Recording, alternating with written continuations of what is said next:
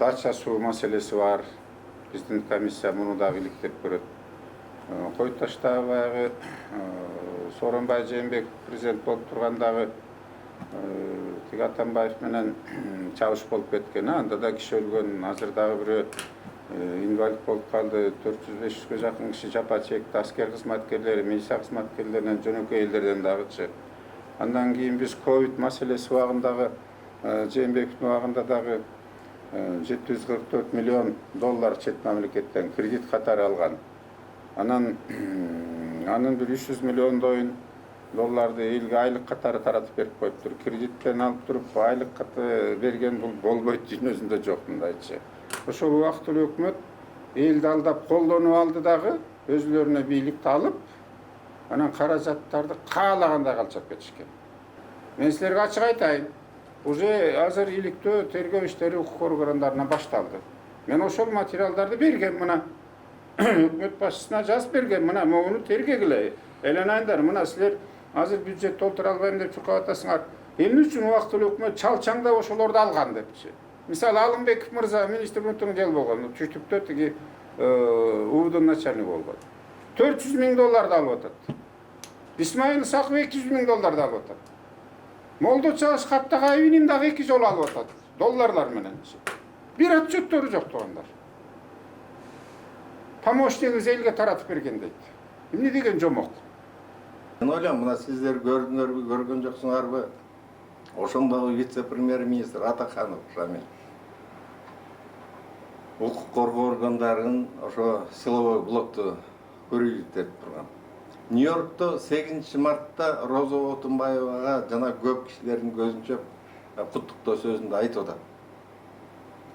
Роза Исаковна, мына сиз убактылуу өкмөттүн чечимине баш ийбеген, митингге чыга турган эл болсо, курал колдонгула, аткыла деген эркек киши бере албаган чечимди, чыгара албаган чечимди сиз чыгардыңыз ушундай чечимди деп Атаханов сүйлөп атпайбы мына Нью-Йорктон, консульстводон.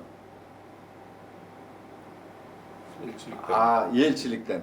Ал эгерде Роза Исаковна аткыла деген элди эгерде убактылуу өкмөткө баш ийбесе, ушундай митингтерге чыга турган болсо, курал колдонуу, аткыла деп буйрук бердиңиз, сиз эркекче чечим кабыл алдыңыз, мен сизге ыраазымын деп сүйлөп атат Атаханов. Балким анда ушул убактылуу өкмөт ошо апрелде чыккан балдарды аттыргандыр анда деген да ойго кетип атам да. Апрелде же болбосо июнь окуяларында болгон иштерди көрүп мен дагы ичим сыстады. Мисалы үчүн 470 киши өлүптүр дейт ошо окуясында. Бул уурду толгус жоготуу да. Канчалаган элибиз, канчалаган аталар, канчалаган энелер кайгырып турат. Канчалаган материалдык чыгым болду. Анан бир мындай жыйынтык жок. Эч ким күнөөлүү эмес. Мына 7 апрель жөнүндө сөз кылып атабыз. 7 апрель жөнүндө баллистикалык ошо жана атылган балдарды баллистикалык экспертизалардын жыйынтыктары да турат. Ушул убактылуу өкмөт өздөрү экспертизаларды дайындаган. Ошо баллистикалык экспертизада ак карасы менен жазылып турат. Укук коргоо органдарынын кызматкерлери көтөрүп жүргөн куралдардан каза болгон эмес, ал мылтыктардан ок чыккан эмес деп. Акыйкат суроо туулат. Эгерде укук коргоо органдарынын кызматкерлеринен көтөрүп жүргөн куралдардан ок чыкпаса, анда ким атты деген. Ким аттанды? Мен жазып атам Конституциялык сотко. Урматтуу Конституциялык сот. Биринчиден, Конституциянын 67-чи беренесинин 1-чи пунктунда жазылып турат. 10-чу жылкыда. Президент бүткүл элден 5 жылга шайланат деп турат. Анан ал киши шайланбаганы баарыбызга белгилүү, туурабы? Булар указы менен, мен анын 2-чи кайрылымда жазам, токтом менен баарын жоюп салган. Анан муну деген жеке эле кыргыз эл эмес, бүт дүйнөсү билет бул кишинин шайланбаганын. Анан экс-президент деген макамды кандайча берилип атат? Шайланбаса, тиги БШКны таратып, ал жерде токтом тиги бул элдик шайлоо болуш керек болчу да. Андай болгон жок. Биз чыйынтыгын 1-2 айда чыгарып туруп апрелдикин беребиз, анан июнга өтөбүз. Эмнеге көпкө десеңиздер, мисалы могу материалдардын архивтерин баарын жок кылыптыр. Мисалы жанагы токтомдордучу печати менен Отунбаеванын колу менен өкмөттөгү токтомдорду жок кылып кетишиптир. Премьер-министр таба албай койду. Бир ай мурун дагы жолугуп сурасам, таппай койдум, Кубанычбек Сатинович жок дейт. Архивде сакталыш керек да. Мамлекеттин любой буйругу Минюстан, регистрациядан өтүш керек, закондордун баары. Тизбелениш керек да, сакталыш керек. Архивде жок. Мындай изин суутуп, жок кылып кеткен акчаларды мамлекет төлөп атат да. Эл төлөп атасыңар, силер баарыбыз төлөп атабыз. Бийлик деген элге иштеш керек, эл бийлик эмес да.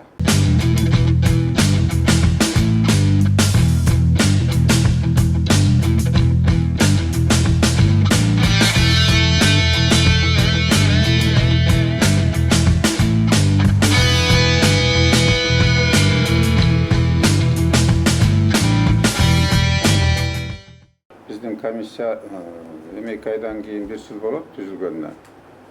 Анан кээ бирлерде суроолор пайда болуп атат, силердин коллегаларыңар да кайрылып атат, силер качан жыйынтык чыгарасыңар, эмне болду, токтоп калдыбы, коркуттубу бирөө, же бирөө бирдеме берип коюп унчукпай калдыңарбы деген сөздөр болуп атат да. Анан ал андай эмес, биздин комиссия бүгүнкү күнгө чейин иштеп атат. Комиссиябыздын бүгүн мына 3 мүчөсү катышып атабыз. Комиссияда Оштон дагы бар, Баткенден дагы бар өкүлдөр, мурунку сот болуп иштегендер, мурунку милиция кызматкерлери, юристтер, адвокаттар, саясатчылардан мен дагы бар экенмин. Мына Кудай жолунда турган аксакалдар да бар. Анан Ысык көлдөн, Нарындан, Таластан, Чүйдөн, Бишкектен, Баткен, Оштон өкүлдөрү бар. Биздин максат ушу Кыргызстанда акпараттар көп, кара точкалар көп болуп калды. Анын биздин эми эгемендүүлүктү алгандан бери эми көмтөрдү айтпай эле коелук, башка жактан дагы чырыылар көп болгон. Мына алардын эң оору ушу апрель 2010, июнь 2010 болгон. Эми Куданын бетин аргысын, баягы чек ара жаңжалдарынан да бир топ жапа чеккендер болду. Анан бизде мына дача суу маселеси бар. Биздин комиссия муну дагы иликтеп көрөт.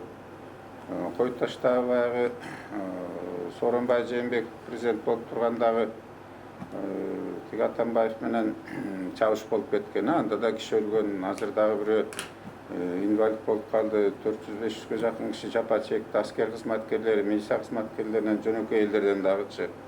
Андан кийин биз ковид маселеси убагындагы Жээнбековдун убагында дагы $744 миллион чет мамлекеттен кредит катары алган. Анын бир $300 миллиондойун элге айлык катары таратып берип коюптур. Кредиттен алып туруп айлык каты берген бул болбойт, дүйнөсүндө жок мындайчы. Анын үстүнө көп гуманитаркалар келген. Көп кыргыз элдери өзлөрү акча чогулткан. Чет элде жүргөн мигранттар да чогулткан. Ошол грант, гуманитаркалар кайда кетти? Бир топ кишилер өлүп кетти. Тилек каршы ошол убакта бир больницада салынган жок. Дары дармек жетишпеген болгон. Анан мына дача суу окуясы бар билесиздер, самолет кулады эле, ошол жерде дагы ошол жакта жашаган кишилер өлүп кетти. Элге ыраазы болушубуз керек. Эл деген чөнтөгүнөн акча чогулткан. Ошондо дагы бир топ жапа чеккендерге жетпей, бир топ суммалар башка жака кеткендер факттар бар экен. Биз ушул маселелер боюнча иликтөө жүргүзүп атканбыз. Анан бүгүнкү сиздер менен катышууда биринчи биз апрель 2007 жылкысынын жыйынтыгын жакын арада чыгаралы деп турабыз. Андан кийин июнь окуясына сөзсүз кайрылабыз. Андан кийин мен айткан жанагы маселелерге дагы сөзсүз иликтөө жүргүзүп, алыбыздан келишинче массалык маалыматтар каражаты аркылуу элге да жеткизишибиз керек. Материалын сөзсүз түрдө силер аркылуу элге беребиз. эл тараза болсун. Сөз түрдө президентке, башкы прокурорго, өкмөткө, анан жогорку кеңешке беребиз. Ал юридикалык, саясий бааны ошол кишилер берсин. Биз өзүбүздүн сунушубузду, пикирибизди, болгон материалдарды беребиз. Сурооңор болсо биз жооп беребиз. Андан сырткары мен кыскача да айткым келет. Мисалы көрдүңөрбү же жокпу? Мисалы 2010 жылы 7 апрелде бул мыйзамсыз Конституцияга дал келбеген мамлекеттик төңкөрүш болгон. Анан жаным күйүп, мисалы мен деле патриотмун деп эсептейм. Эмне болду, кандай болду? Мен да ошол күнү сессия өткөргөм, төрага жок болчу, кезекчи сессияда. Ошондо өкмөттүн отставкасын требует эткем. Ошондо тиги Данияр Үсөнов премьер-министр болчу, башкы прокурор Нурлан Турсункулов келген, ГКНБнын төрагасы Суталинов мырза да катышкан. Анан бул бир топ кишилер өтүп кетти ошондочу. Анан ал жерде баары эле ошол аянтта мисалы 87 киши өлгөн эмес. Ал жерде 17 иш козголгон. Мен ошол убактагы башкы прокурор Кубатбек Байболов менен да жолуккам. 17 иш козгогом дейт. Эми мен дагы бир жолу ошо тууган уруктарына, жакындарына көңүл айткым келет, ошо кайтыш болуп кеткендерге. Жарадар болуп, мунжу болуп калгандары болду. Бирок ар кайсактан өлгөндөрү да бар болчу. Анан дагы бир жан кеткени ошол убактылуу өкмөт элди алдап колдонуп алды дагы, өзүлөрүнө бийликти алып, анан каражаттарды каалагандай калчап кетишкен. Мен жаным кеткени бүгүнкү күндө дагы кимдер көрдүңөр, кимдер көргөн жоксуңар. Мен интервью бергем. Тилекке каршы өкмөттүн архивинде да жок экен. Мен премьер-министр менен да жолуккам, бир эмес эки жолу. Сурасам, ошол документтер жок экен. Бирок мен тапкам. Анан бийлик өткөрүп бердим мына. Мисалы убактылуу өкмөттүн төрайымы Роза Саховна Отунбаева өзүнүн декрети менен Кыргыз мамлекетинин өнүгүүсү жөнүндө законду токтотуп атат. Анан Кыргыз мамлекетинин өнүгүү фондусун жоюп атат дагы, анан убактылуу өкмөттүн алдына фонд түзүп атат. Анын ичине мисалы 300 миллион доллар Россиядан кредит келген. Ошонун 188 миллионун алып атат долларын. 1 миллиард 200 миллион сом да алып атат. Анан баягы ичекеден талангандардын калганы да алып атат. Анан эч кандай максатсыз, эч кандай далили жок, отчету жок ошол акчалар обмен болот. Эсиңерде мисалы Сатыбалдиев мырзаны баягы түштүктөгү когалаңдан кийин калыбына келтирип үй салабыз деп салдырган. Ошол үйлөрдүн жарымында азыр киши жашабайт. Миллиарддаган акчалар кеткен сом менен. Ал элдики да, сиздердики, биздики. Анан ошону карап көрүп мен төбө чачым тик турган, мисалы мындай болбошу керек да депчи. Мен силерге ачык айтайын. Уже азыр иликтөө тергөө иштери укук органдарынан башталды. Мен ошол материалдарды бергем мына. Өкмөт башчысына жазып бергем, мына могуну тергегиле. Эленайындар, мына силер азыр бюджет толтура албайм деп чуркап атасыңар. Эмне үчүн убактылуу өкмөт чалчаңдап ошолорду алган депчи. Мисалы Алымбеков мырза министр муntun жыл болгон, түштүктө тиги УВДнын начальниги болгон. 400 миң долларды алып атат. Исмаил Исаков 200 миң долларды алып атат.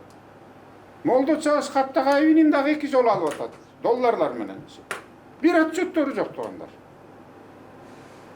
Помощнигиз элге таратып берген дейт. Эмне деген жомок? Эсиңерде тиги Бекназаров мырзанын айткан сөзү бар. Снайперлер келиптир деп. Наоборот, снайперлерди булар жалдаган. Ошондой фактылар бар тугандар. Эл билиши керек.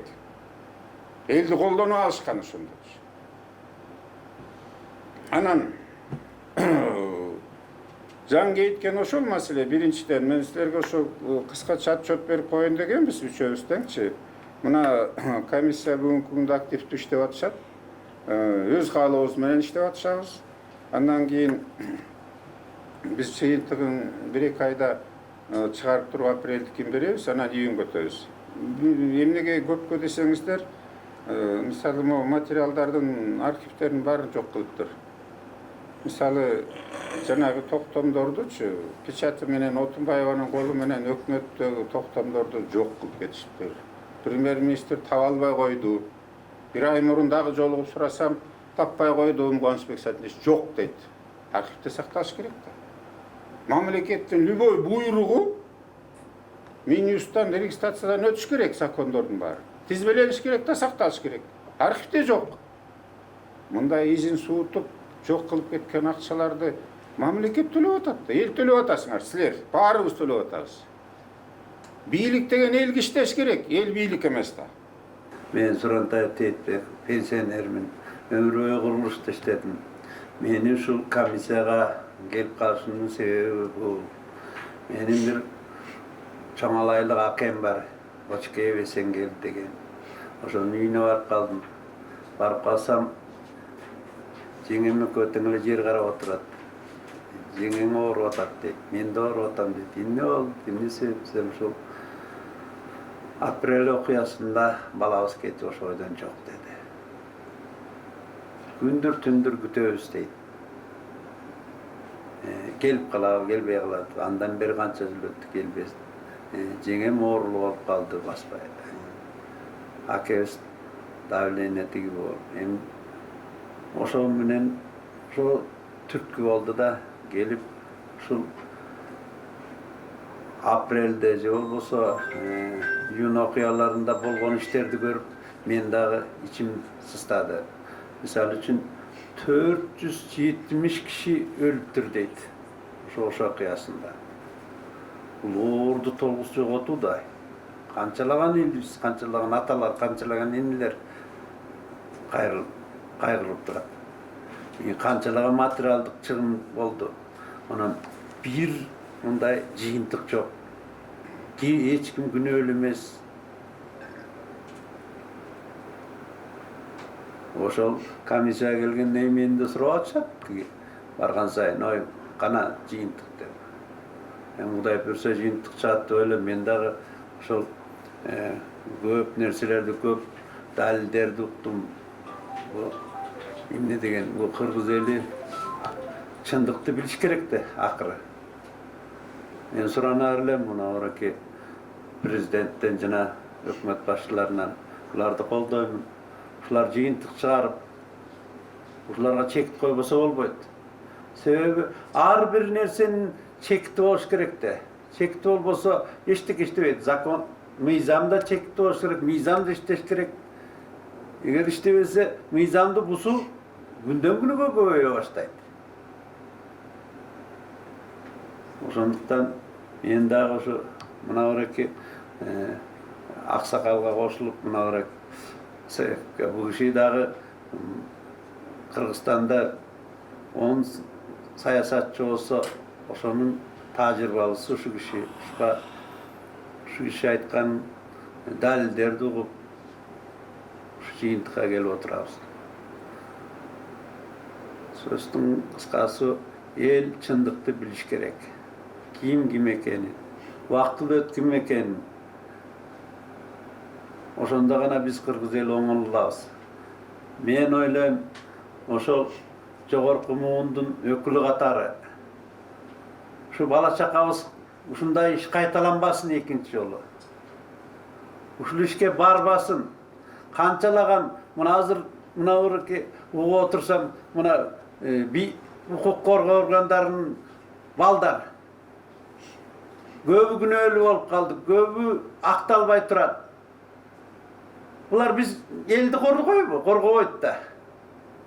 Ай баары ушундай экен деп. Ошондуктан мыйзамдуу түрдө мен да чакырамын бийликти жана ушу комиссиянын председателин аягына чейин чыгууңузду мен суранам.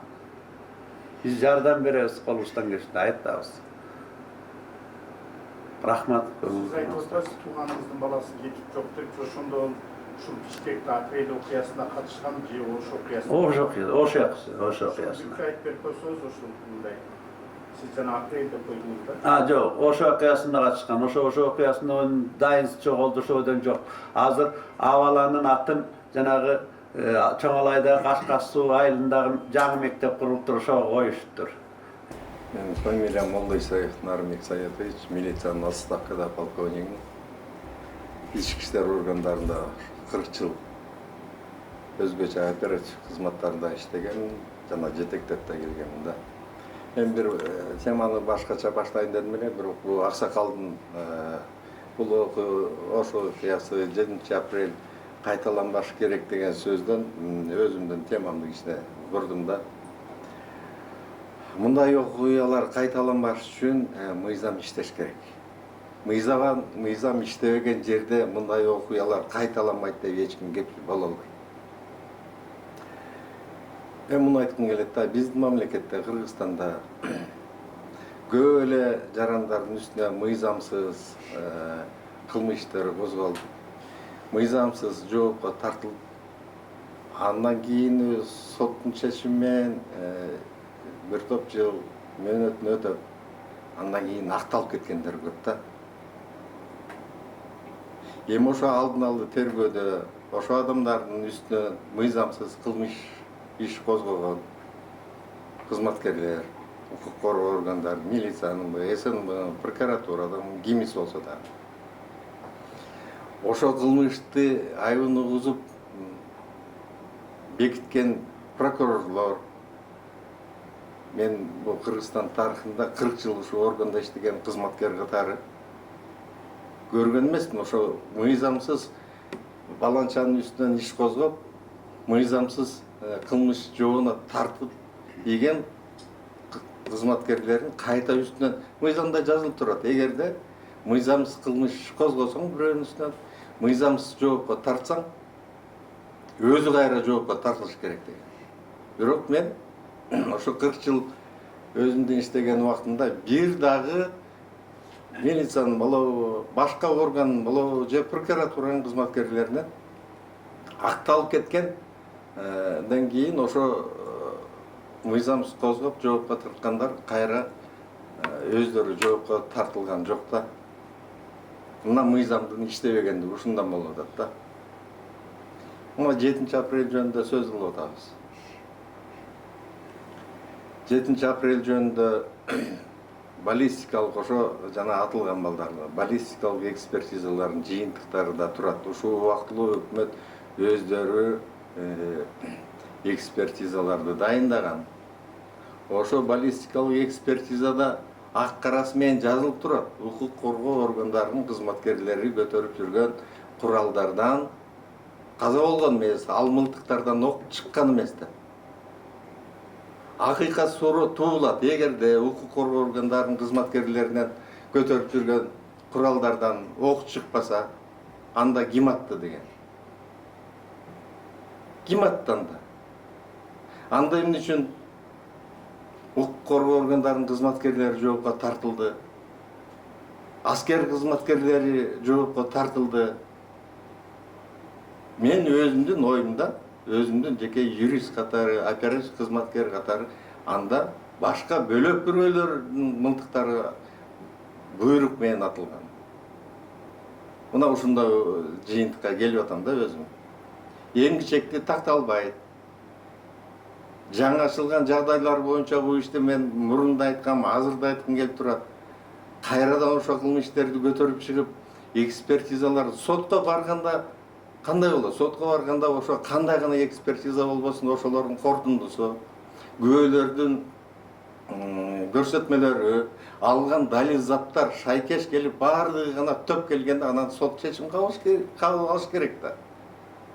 Анан сыртынан эле соттоп кое берсе, булардын дагы эн атасы бар, бир туугандары бар, бала бакыралары бар. Алар да зап көрүп атат да.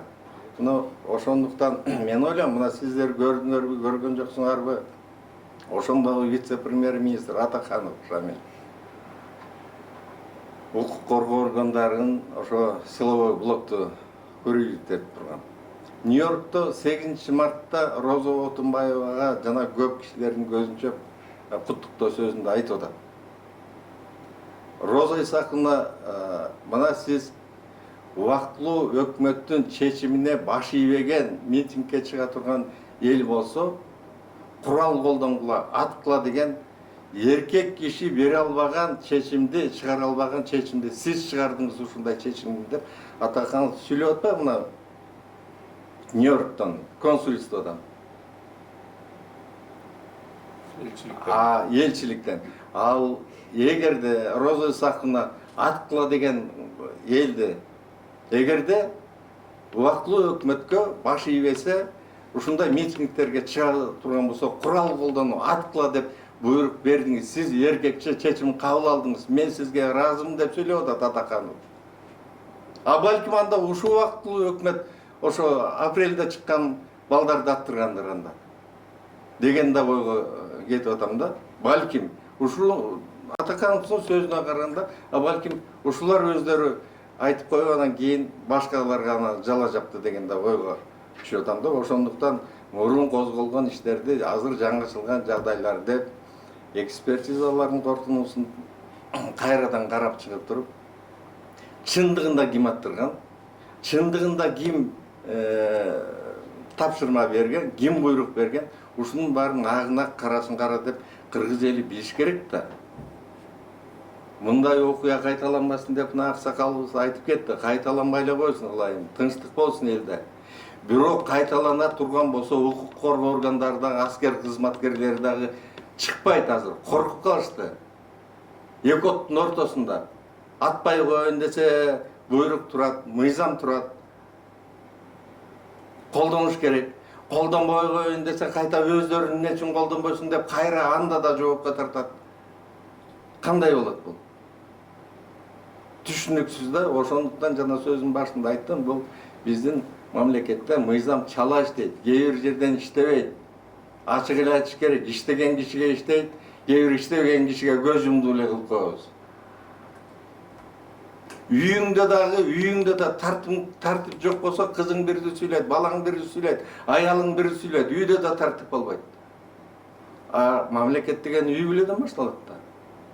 Ошол сыяктуу мамлекеттин ичинде мыйзам тартип болбосо, мамлекет өнүкпөйт да, өспөйт дагы деген ойду айткым келет. Мына бир жерден өткөндө бир ошо биздин эле балдар менен сүйлөшүп калдым. Эми мындай болбой эле койсун. Болчу болсо форманы чечебиз дагы, жөн эле сыртыбыздан чыгмыш болуп бир гражданский плащ, куртка кийип алып жүрөбүз. Каяна эмне кыларды да билбей калдык дегендер болот. Элди ким коргойт анда? Кандай болот деген сөздү айткым келип атат да. Мына Курманбек Салич Бакиев да мен интернеттен карасам көп жолу айтып атат. Ой, менде далилдүү, директүү материалдар дагы бар. Онлайн процесс өткөзүп коелачы, мен дагы айтып берейин, эл билсин деп атат. Жок, ага жол бербейт. Ой, сүйлөсө сүйлөй берсин да, онлайн процесс өткөзсүн, анын дагы сөзүн угалы. А балким далилдүү, директүү ким аттырганын, ким команда бергенин жөнүндө айтып берер деген сөздү айткым келет да. Эл билиш керек да. Шайлоо болсо эл керек. Бирдеме болсо эл керек. Анан эл агына карасын кара дегенди билиш керек деген ойду айткым келет да. Ошондуктан азыркы өткөндө да айттым, азыркы бийликтен да суранам. Укук коргоо органдарынын жетекчилеринде, генералдык прокурордон, ички иштер министринен, ГКМБнын жетекчисинен баарынан тең суранам. Баары тең эле унчукпай эле отурушат, көтөрүп чыгышпайбы кайрачы? Колдорунда турат. Повторный экспертизаларды жүргүзсүн. Эл билсин да. Эл акты ак караны кара билмейин, бүдөмгө ойдо кала берсе, ана жанагындай окуяларга дуушар болобуз да. Бирөөлөр жанагы эл бузарлар келет. Алар бирди айтат, башкалары келет, бирди айтат, үчүнчү келет, бирди айтат. Ошо менен элдин башы маң болот да, анан кийин жанагынтип чыга беришет. Рахмат. Өзүңүздөр айтасыз, мыйзам иштебесе мыйзам бузуу көп болот деп. Мыйзамды тактайлы, мыйзамдын үстүндө иштейли. Мен дагы бир жолу суранат элем ушу азыркы бийлик төбөлдөрүнөн. Ушуларга чекит коймоюнча баары бир болот бу дагы. Кайталанбат. Мына азыр айтып атасыздар, мыйзам эки жагына иштейби, буга үчүн буга мындай деп. Болот экен да. Пайдаланса. Антпейли. Ким турса ошол сөз сүйлөсүн, тактасын, чекит койсун, ушул жакшылык болсун. Мейли, рахмат. Бұл мәселе бойынша мен жогорку кеңеш төрагасына да жолугуп өткөн жылы бир аз информация бергем.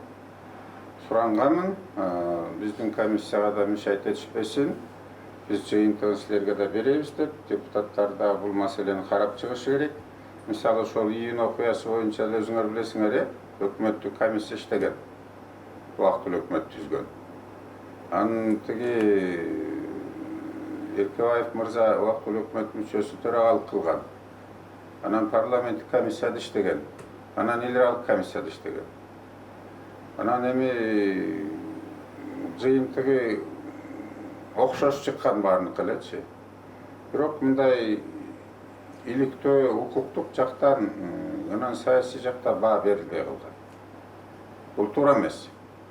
Бир дагы уюштуруучулар жоопко тартылган эмес. Теги ошол эле Салахутдинов, Инамжан Абдрасылов, ошол эле тиги өзгөчө Батыров убактылуу өкмөттүн мүчөлөрү, жетекчилери менен баары менен жолуккан. Мен бир интервьюсун уктум Эмил Каптагаевдин. Мага Атамбаев чалды, вице-премьер-министр. Буга деген орун изде министрлик. Муну коебуз депчи. Ода беришкен. Сен губернатор болосуң, сен министр болосуң, тетиякты карма, бакипчилерди ат, оларды тиги мындай иштерди кылбай. Анан жанагы тиги Бек Турасановдун интервьюсу болуп атпады, көрдүңөр беле? 100 автоматчик бар деген. Кайдагы автоматтар? Кайдагы автоматтар? Эмне үчүн аларды берди автоматтарды ошолоргочу? Эсиңердеби кыз келиндерден зордуктап жанагы общежитияларга кол салып, анан тиги туун өрттөп, үйдү өрттөгөндө анан жаңжал чыгып кетпедиби? Бул жерде азыр жыйынтыгы мен айта албайм, бул комиссия өзүлөрү чечет. Бирок бул түштүк кобалаңына менин оюмча 100% убактылуу өкмөт күнөөлүү. Ар бири кабыл алган Батыровду. Давай вперед деп команда беришкен. Акча которуп беришкен ошолоргочу. Мына жол расходу мына ичкиликти буларыңар депчи. Анан өзлөрү кайра чыгарып коюп атат, арды кокуй чугуп кайтып салышпасын депчи. Бирок ал тирүү көзүн интервью берип атпайбы? Мен Исмаилды сакып чыгарган депчи. Чегарадан кантип чыгып кеттиң деген. Салахутдиновду кекенбин балдар кармап келгенде Бекназаровдор кармап отурган кечке чейин. Анан эмне чыгарып коюшту мисалычы? Кызыкчылык бар деп эсептейм. Мисалы Бектемир Ибраев деген башкы прокурор болгон, билесиңерби, тиги ким Кубатбек Байболовду жумуштан алып колап салышкандан кийинчи. Ал айтып атпайбы, тиги булардын бир программасы бар экен убактылуу өкмөттө. Жок дейт, мен аны уккан жокмун дейт. Булар ар ким өзүнүн таарынычы, анан кызыкчылыгы менен келишиптир дейт. Мамлекетти өндүрө турган убактылуу өкмөттүн бирөөнүн программасы жок болчу. Бир жок дегенде жарым жылга калыбына келтире турган дагычы. Койгон сатып алды 2 миллиард сомду жеп коюп баса бербеди туугандар. Анан билесиңерби эмне кылышканын булардын дагычы. Ошол курулуш материалдардын баарын сотко Чүй облусуна алып келип туруп, Чүй облусунан соттун ичинде документтөрдүн жарымын уурдатып туруп, жарымын өрттөй жок кылышкан. Азыр сураганга да проблема болуп атат. Эмне үчүн комиссия созулуп атат десеңер, ушулардын ар бир нерсени тапсаң, ушуну табайын десең, ушунчалык чоң проблемага дуушар болуп атабыз. Анын үстүнө запрос кылсаң, тигилерден жок, келбейт. 2-3 айда жооп бербей атышат. Эмне кылалык анан? Баарыбыз пенсиядагы кишилербиз. Ар бирибиз өзүбүз мындай кыргыздын жараны катары аракет кылып атабыз да. Анан дагы бир айта турган нерсе, туугандар. Эң жаманы убактылуу өкмөттүн башчысы болуп туруп, бир кечирим сурап коюшкан жок кыргыз элиненчи. Кечирип койгула айланайындар деп. Жолбосо ошолордун бирөө басып барып туруп, апрелчилердин жарадар болгондордун үйүнө бир барды, 1 килограмм un сатып берипчи. Эч ким саткан жок. Урматтуу журналисттер, мен жаран катары Конституциялык сотко кайрылдым. Жаран катары да, себеби закон боюнча дагы жарандардын арызы Конституциялык сот эгер конституцияга баш мыйзамга шайкеш келбесе, кайрылса болот. Бул биздин укугубуз, ар бирибиздин укугубуз. Мисалы, ошол эле тиги апрель, ошол эле июнь, жанагы мен айткан суроолор боюнча эмгиче чейин укуктук саясий баа бериле элек. Мына Нарымбек айтып атат. Чынбы? Жок. Бирок мен юрист катары кайрылдым өзүм. Мына Конституциялык соттун мен Кыргыз жараны Исабек Кубанычбек Сайтилевич баланчы жерде жашайм. Телефон номерим мындай. Мен биринчи кайрылышым себеби мына 2 декабрь 2011 жылы ошол убактагы президент Атамбаевдин УП номер 4 деген экс-президент Кыргыз Республикасынын экс-президент Отунбаева жөнүндө деген закон указ чыгарган. Ал айтып атат. Кыргыз Республикасынын президентинин статусу жөнүндө, экс-президент статусу жөнүндө мыйзамына ылайык дейт. 18 июль 2003 жылы мыйзамына ылайык мен токтом кылам дейт. Бул экс-президент Отунбаева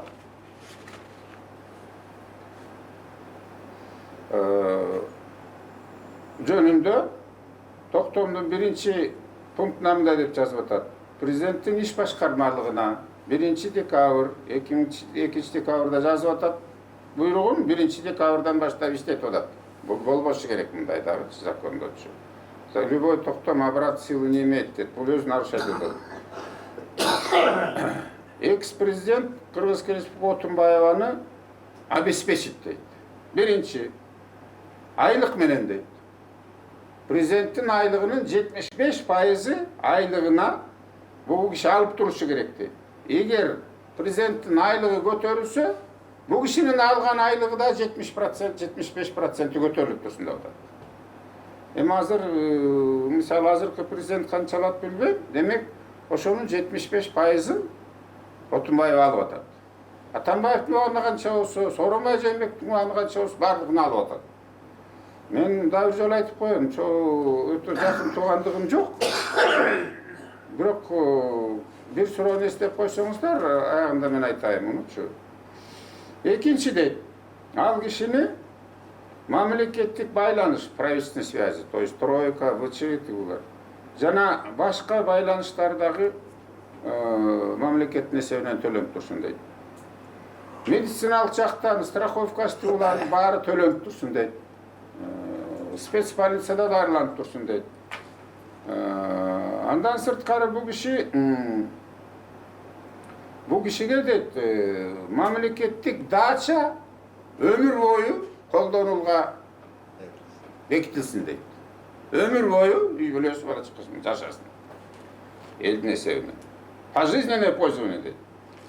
Машина бөлүнүп берилсин шопуру менен дейт. Май сай обслуживаниесинин баары тиги мамлекеттин эсебинен болсун дейт. Улуттук коопсуздук комитетине тапшырма берип атат. Муну кайтарууга алынып, баскан турган бардык жерден кайтаруу обеспечитилсин дейт. Бул кишиге дейт. Өкмөткө тапшырма берип атат. Кыргызстан территориясында бардык жерден VIP залдарда, делегациянын залдарында, автовокзал, аэропортто, темир жол вокзалында, станцияларда бардыгында бул киши бекер колдонуп экс-президент катары сый-урматка ээ болсун дейт. Андан кийин бюджеттен акча каралып туруп, ушул кишиге обеспечение болсун дейт. Мен жазып атам Конституциялык сотко. Урматтуу Конституциялык сот. Биринчиден, Конституциянын 67-ci беренесинин 1-ci пунктунда жазылып турат. 10-cı жыл кыздар. Президент бүткүл элден 5 жылга шайланат деп турат. Анан ал киши шайланбаганы баарыбызга белгилүү. Туурабы? Булар указы менен, мен анын экинчи кайрылымда жазам, токтом менен баарын жоюп салган. Анан муну деген жеке эле кыргыз эл эмес, бүт дүйнөсү билет бул кишинин шайланбаганын. Анан экс-президент деген макамды кандайча берилип атат? Шайланбаса, тиги БШКны таратып ал жерде токтом тиги бул элдик шайлоо болуш керек болчу да. Андай болгон жок. Экинчиден, булар мына Отунбаев, Атамбаев жанагылар митинг уюштурду, элди колдонду деп жазып атам. Көп кишилерди тиги чыгым болуп кетти. Анан мамлекеттик бүт бийликтерди булар таратып ийди да өзүнө алды деп атам. Анан 87 адам мерт кетти. Мамлекетке зор зыян келди. Материалдык, моралдык жактан элер алып аброюбуз да түштү мамлекеттин. Мародерство тигулар болду. Анан бирок революциялык мындай өзгөрүү өнүгүү болбой калбадыбы бизде деп жазып атам да. Себеби булар алдаган элди обещать эткен, бирок чаржайып кеттик да эч чыгыш болгон жок биздечи. Анан булар бүт бийликти, Конституциялык сотту, Жогорку кеңешти, Центр избиркомду таратып ийди мыйзамсыз. Андан кийин Атамбаев, Отунбаев аркылуу да келди да мисалы. Ал болот, мына Атамбаев болот депчи. Ошон үчүн бул ошондон пайдаланып туруп 2 декабрь 11-жылы Конституциянын мыйзамды тебелеп туруп, бул кишиге ушундай макамды берип атат деп атам. Бул макам менен, бул указы менен Конституциянын 1 беренесин, 6 беренесин жокко чыгарды. 52 беренесин жокко чыгарып атат. Президент Кыргызской республики избирается всенародно деп жазып турат. Андай шайлоо болгон эмес деп атам. Анан экс-президент жөнүндө закондун 57 беренесин дагы бул нарушать этти. Анан андай болбогондон кийин мындай Кыргыз президенти бүткүл элден независимость улуттуу жогуна жарандардан шайланат деп турат. Анан ошого байланыштуу андан кийинки келген президенттер дагы мыйзамды бузду деп атам. Ошол эле Атамбаевтан Сооронбай Жээнбеков президент болду. Сразу эле жанагы төш белгисин алып, күбөлүгүн алып атканда Атамбаевка баатырлыкты бербеди. Эсиңердеби? Кыргыз эл баатырын берди. Эми тапшырбаса дагы указ эмки чечейин жок боло элек. Указ жарыялабай ийбеди. Ошол инаугурациясы болуп аткандачы. Ошол туурабы? Туура эмес деп эсептедим. Ошон үчүн мен Конституциялык соттон арыз менен кайрылып атам дедим. Бул Атамбаевдин ошол указы Конституцияга шайкеш келеби же жокпу депчи. Раз шайланбаса, протоколу жок болсо, элден шайланды дедим. БШКнын чечими жок болсо, эмне себептен сиз ал кишиге төш белгисин бердиңиз деп атам. Эмне себептен ал киши бүгүнкүгө чейин мамлекеттин элдин эсебинен шалчаңдап президентче шаар берип жүрөт. Пожалуйста, Бириккен Улуттар Уюмунун өкүлү Афганистан боюнча ошолордон расход алып атат, айлык алып атат, башка жүргөнүн баарын төлөп атат. 1 жылда 2 барабы Афганистанга 1 барабы. Анан патриот болсо отказ кылсын. Эмне үчүн жүздөгөн миң айлык алып атат деп атат. Силер Конституциянын негизинде ошол Атамбаевдин указы ошол Конституцияга шайкеш келеби же жокпу? Мага жооп бергиле деп атам. Социальный фондко тиги БШКга запрос кылгыла. Шайлоо болду беле же жок беле? Анан канча айлык алып атат, канча пособие алып атат. Бул менин биринчи арызым. Андан сырткары мен кечээ дагы бир арыз бердим Конституциялык сотко. Ал арыздын негизи ана Конституция боюнча ар бир бийликтин бутагы белгиленген. Конституцияга шайкеш келиши керек бардык мыйзамдар. Шайкеш келбесе ал мыйзамдар кабыл алынбаш керек. Ошон үчүн Конституциялык сот отурат. Мен кечээ жаран катары салык төлөп аткан киши катары. Ошол тиги Конституциялык сот биздин эсебибизден жашап атасыңар, давайте муну карап бергиле деп атам. Мен жаран катары кайрылып атам. Ошол декреттер менен чыгарган булар. Декрет деген бир дагы закондо норматив право актыда жок. Өткөн кылымдын башында бир Ленин колдонгон. Анан мен Роза апчеңизге да сурангам, сиздин тараптан корган атасыз, что за декрет депчи.